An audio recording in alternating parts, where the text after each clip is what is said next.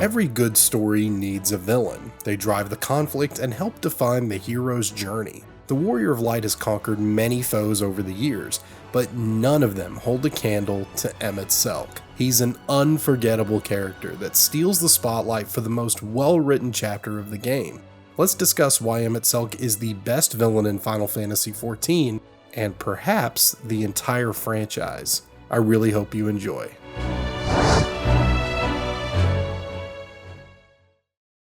Let's preface this discussion with a disclaimer. This won't be a chronological retelling of Emet-Selch's history. I want to focus on the aspects of his characterization that put him head and shoulders above all other villains. But let's begin with a brief overview of his backstory. Emet-Selch is an ancient from thousands of years ago on Aetheris, the same star we're on today. His true name is Hades. He stood out among the ancients for several gifts, including vast intelligence, responsibility, and soul sight. He was chosen to fill the seat of Emet-Selch on the Convocation of 14, a group of guardians that protect the city of Amarat and the star. Emet-Selch's two greatest friends were Hythlodaeus and Azim. The former was actually nominated to the Emet-Selch seat first, but he declined and recommended Hades instead. Azim also served on the Convocation. Emet-Selch and the Convocation face their greatest challenge in the final days. That's the wave of dynamis that twisted their creation magics into blasphemies that ravaged the star. Go watch my dynamis video to learn more about that event.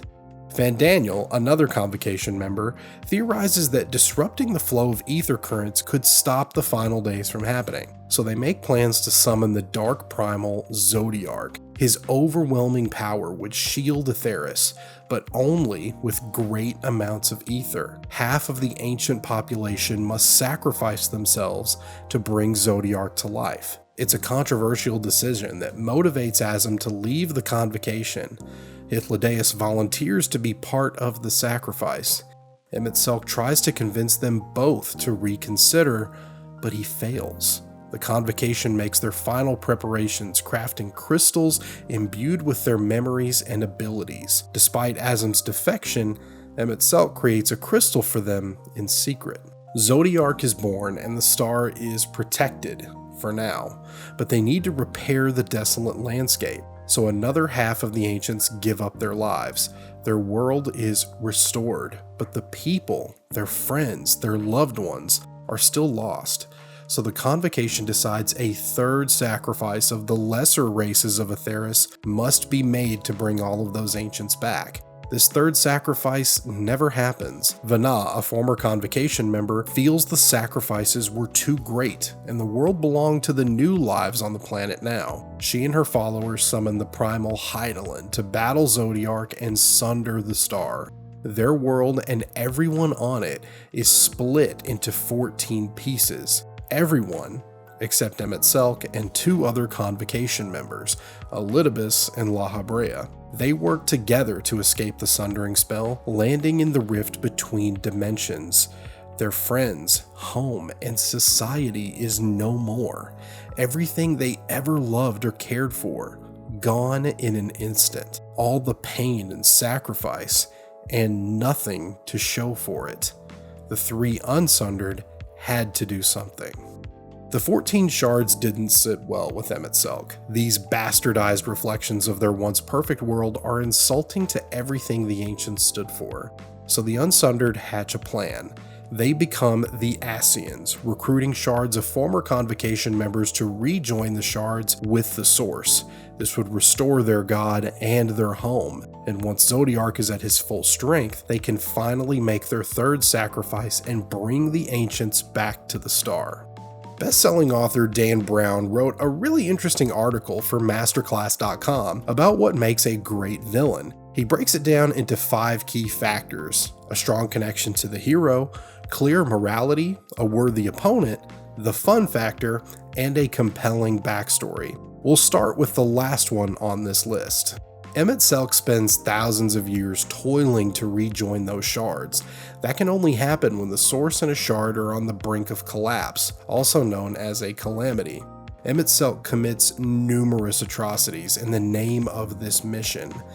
thousands die, civilizations burned to ashes, world-shattering events with drastic consequences. That's his life's work after the Sundering. If aught threatens the balance twixt light and dark, it falls to you to remove it. Be it by your own hands or by your armies, you have ample means at your disposal. That is why this empire exists, why I built it. Causing centuries of pain and suffering. He established the Garlean Empire by possessing Solus Zos Galvus and set it on a path for expansion just to bring the Source to the edge of the abyss. That and so much more in hopes of bringing Zodiark back. Now, it's important to disclose that Emet-Selch admits Zodiark had enough dark ether to impose his will on his followers. It's not quite the tempering we're used to from modern primals, but there is an impact. Even so, Emet-Selch pursued the rejoinings for longer than mortal men can comprehend. This more than establishes him as a proper villain. But a well-written villain isn't just someone who commits acts of evil. A proper villain needs to have compelling motivation. Why are they doing these things? It has to be something the audience can connect with. Emet-Selch commits these heinous acts in the name of his people. He may be a loner in that he operates without help from the other Ascians, but despite his unapproachable and condescending shell, Emet-Selch cares deeply for the Ancients. Their civilization achieved levels of peace that may never happen again on Etheirys. They had high standards, and the accomplishments of their people cannot be denied. Those souls were people, friends, colleagues, even loved ones. They are worth fighting for in his mind, no matter the cost. The soul fragments that populate the star now are broken and beneath him, mere ants underneath the Ascian's boot. But that would be to ignore the immeasurable destruction wrought with each rejoining. You have murdered millions, and this we cannot condone. By your fragmented existence, you continue to give rise to tragedies far crueler than any calamity. But yes, moral relativism and all that. Case in point, I do not consider you to be truly alive, ergo I will not be guilty of murder if I kill you. A lonely man crippled by a broken heart. The ones who knew his love best were Hythlodaeus and Azim. Despite their differences, the trio were incredibly close. So when both seemingly abandoned Emet-Selch in his time of need, it wounded him. Emet-Selch tells Hermes during our time in Elpis that death is something to be celebrated as an achievement, and you should never mourn over it. Yet when Hythlodaeus voluntarily sacrifices himself to Zodiark, Emet-Selch felt extreme sadness and rage. Azim refused to participate in summoning Zodiark and defected from the convocation. Emet-Selch had to face the threat of the final days without his two closest friends. You can imagine how difficult that must have been. He even recreates Amarat in the Tempest as he remembers it, right down to the last detail.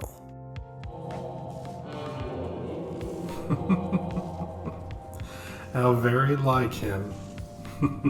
A slave to sentiment, even after an eternity.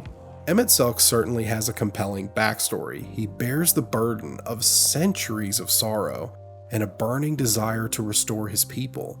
That makes him one of the most compassionate characters in the story. It's no secret that the Ascian was a very difficult challenge for the Warrior of Light. During his first meeting with the Scions, Emet-Selch says he's talking with them instead of attacking because he knows the Warrior of Light is strong. He's killed other Ascians before. How could Emet-Selch be a match? We learned quickly that Emet-Selch is actually holding back. He is much more powerful than all of the Scions combined and brings them to knee without breaking a sweat. It's only when Ardbert joins his soul with the warriors that they can contest him. And it even takes the Crystal Exarch, 7 warriors from across dimensions, the Scions, and some white Orosite to ultimately put Emet-Selch down. I will not yield.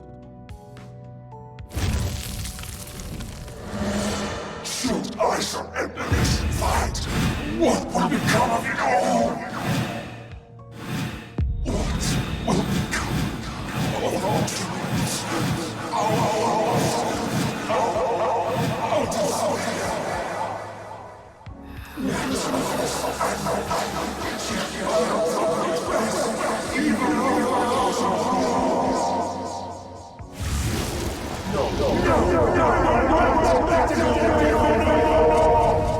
He was certainly the strongest foe the player faces at that point in the story, and let's not forget the other powers that come with being an Ascian. Traveling between dimensions, possessing mortal bodies, restoring memories of sundered souls, and cheating death. Emet-Selch is definitely a worthy opponent. There's also a significant connection between Emet-Selch and the Warrior of Light. I mentioned before how close Hythlodaeus and Asm and Emet-Selch were. The warrior shares a piece of that bond because they are the reincarnation of Asm. Emet-Selch possesses soul sight, so he can recognize this just like Hythlodaeus does. Even though he views our kind as a shallow husk compared to his closest friend, there has to be a tiny bit of compassion there. It could have been a factor for why Emet-Selch approached the Scions offering cooperation. He believed by helping them understand his goals, they might choose his side instead of their own. He reiterates that proposal later in the Raktika Greatwood. He even makes good on his word by retrieving Y'shtola from the life stream. Emet-Selch remained an observer for a while, testing the warrior to see if he'd regain enough of Asm's strength and determination to be considered an ally again. The man wanted his friend back desperately, and gave ample chance for the warrior to reveal themselves as Asm's worthy successor. But when the warrior began struggling to contain the light of the Light Wardens they conquered, Emet-Selch's doubts grew stronger. He believed the best thing he could do for the warrior was to give them a peaceful end, so he requests the player to meet him in Amarat. Now that confrontation is when the connection between the two begins to run deeper. Emet-Selch is offended that the Scions would compare their struggles to his, the ancients who gave everything to protect the star, their perfect paradise lost to an inferior future. His temper flares. You think it unfair that you are subject to suffering? That your lives will be sacrificed for the ancients? Look at me! I have lived 1,000 of your lives. I have broken bread with you, fought with you, grown ill, grown old, sired children, and yes, welcomed death's sweet embrace. For eons have I measured your worth and found you wanting. Too weak and feeble-minded to serve as stewards of any star.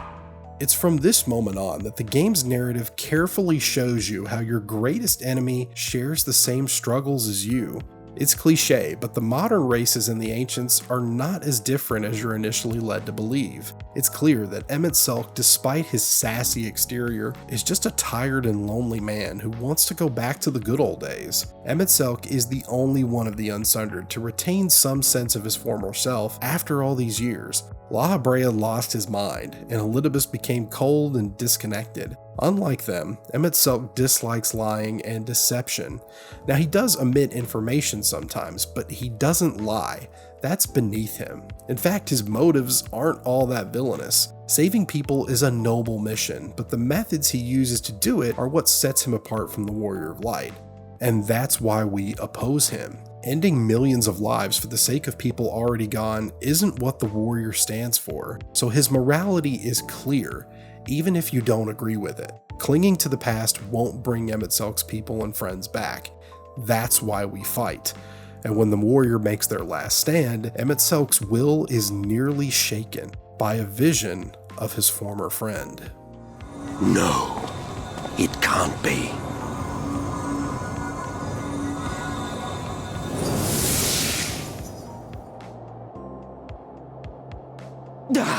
That trick of the light.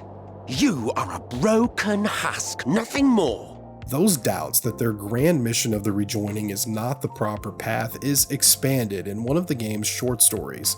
Emet-Selch talks about this in the Air Our Shadows Fall chapter on the Lodestone website. Emet-Selch says the only motivation, aside from potentially saving the ancients from their terrible fate, is the conviction of the othered Unsundered. Perhaps it's this doubt paired with the resolve that the warrior shows that allows Emet-Selch to calmly accept his death in the end. Refusing defeat shifts to a quiet acceptance. with one final plea. Remember. Remember us.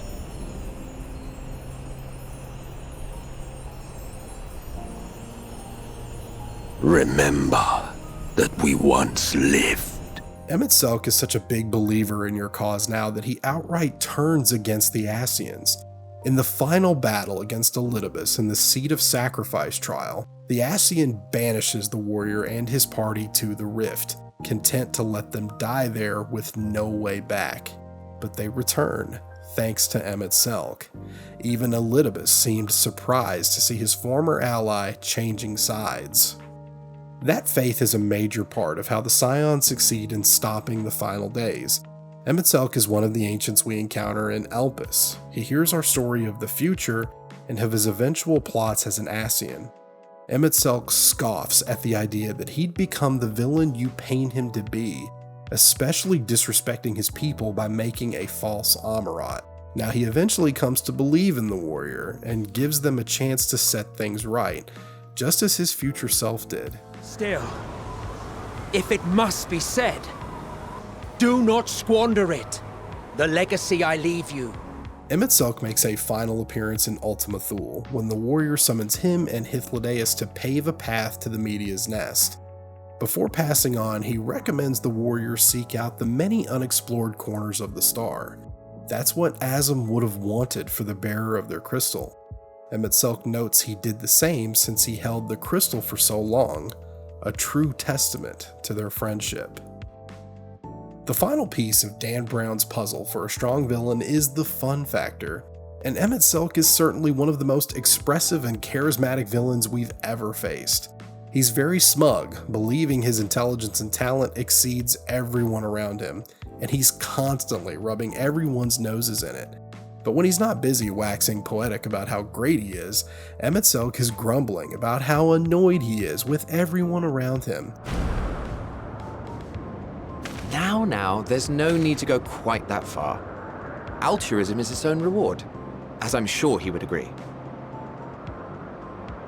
Oh, would he now? And who contrived to put me in this position, pray tell? Oh, don't look at me like that. You for whom I have only the highest expectations. Is there aught you wish to say to me? A word of thanks, perhaps? Oh, for the love of... I had hoped that by accompanying you, we might come to understand one another. But all I have come to understand is that you have a knack for inflaming the natives. You've committed the cardinal sin of boring me. And so I retire to the shade.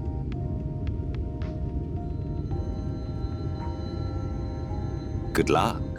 Emet-Selch fits the bill for a jerk with a heart of gold. Even Hythlodaeus notes he's not well liked among his peers because he's so abrasive, but he's never above helping his friends.